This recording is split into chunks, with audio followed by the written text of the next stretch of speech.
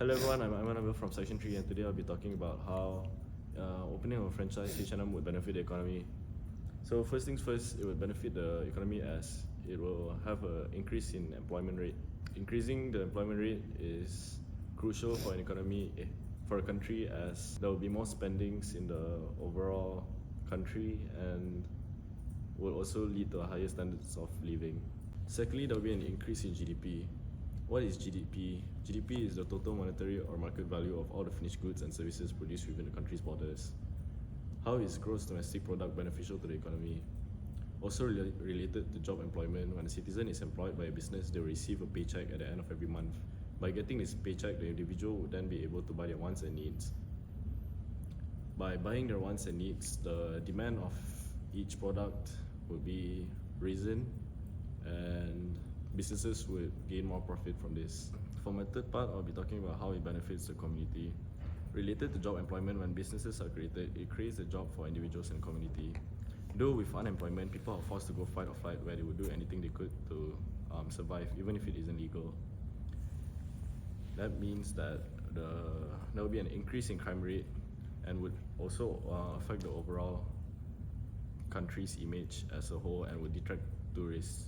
Therefore, creating new businesses would be able to prevent all of this and bring the community together stronger. Thank you. There are some external environments affecting our franchise. First of all, our clothing design is comparable to that of many other high-end companies. Therefore, it might not be unique and might even be seen as a sign of weakness. Additionally, buying new clothing frequently when you follow fashion trends might be expensive. Besides that, as we can see, following fashion trends might cause someone to lose their personal identity, which could result in superficial ideals in our society. Typically, businesses in the fashion sector produce new trendy products in an effort to live up to consumer expectations. For instance, the Asian market embraces trendy fashion at a slower rate than the European markets, whereas the European market favors quick fashion. There are also some problem solving of external environments affecting our franchise. We will try to cooperate with some local fashion companies such as KDE, Kano, and also Christian. For example, in order to adapt their items in local ways, global apparel retail corporations typically form relationships with local designers worldwide, and also encourage customers to resell or rent clothing instead of buying and discarding after 1 or 2 use. Lastly, customization. This approach begins with a range of options that consumers can choose from. When you open a franchise, there are a few external environments a company may face. And one of the external environment that our company will face is the political and legal factor. And how are we going to overcome this? Many of our suppliers are located in foreign locations, and since we don't have any factories here in Malaysia, we rely heavily on these suppliers to make all of our items. As a result, before entering any country, we as a multinational corporation will fully comprehend and take into account its legislation. We will pay more attention to import and export rules in particular because they can have an impact on profit margins, cost of goods, and other financial factors. Additionally, municipal laws that address environmental issues like the minimum wage, child labor, and health standards will be taken into account. The political and legal landscape affects the industry in numerous ways. Regulations relating to worker rights and child labor have frequently had an impact on the sector. Workers in garment manufacturing facilities have the right to protest their employees if their pay or health benefits are poorer than those of employees in businesses that are similar of their own.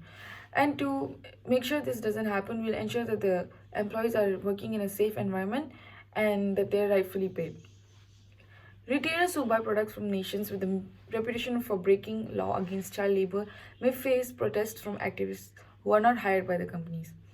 Small clothes retailers' sales and earnings could be harmed by this unfavorable publicity. A trade embargo would also apply to the imports of a different company, forcing apparel distributors to look for other sources. Regulations affecting import, export, and commodity tariffs that are election related are just two instances of political issues that might affect the textile industry of H&M. Numerous macro environmental problems have an impact on the business world of the fashion industry. The success and continued competitiveness of companies and brands in this industry depend on taking these factors into account. Despite the fact that they are generally beyond our control, industry has undergone considerable changes in the 21st century. We have to alter our pricing and marketing strategies due to the heightened level of competition and the fight for market share.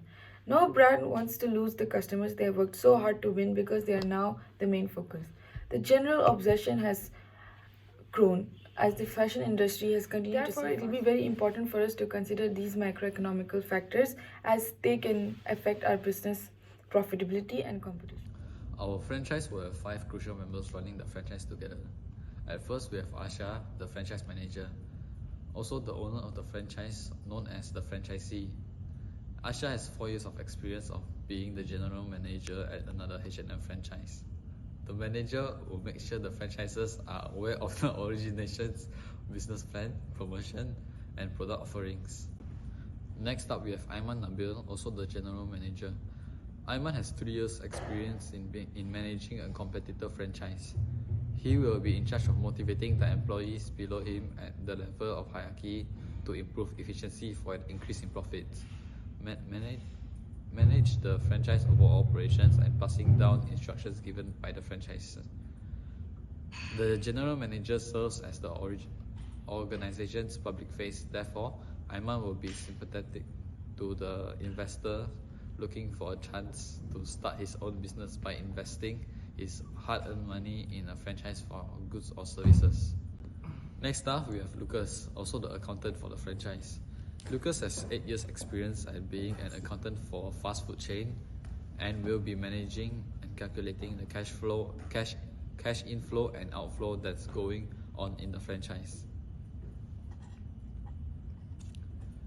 Next up, we have Xin Yue, the head of marketing.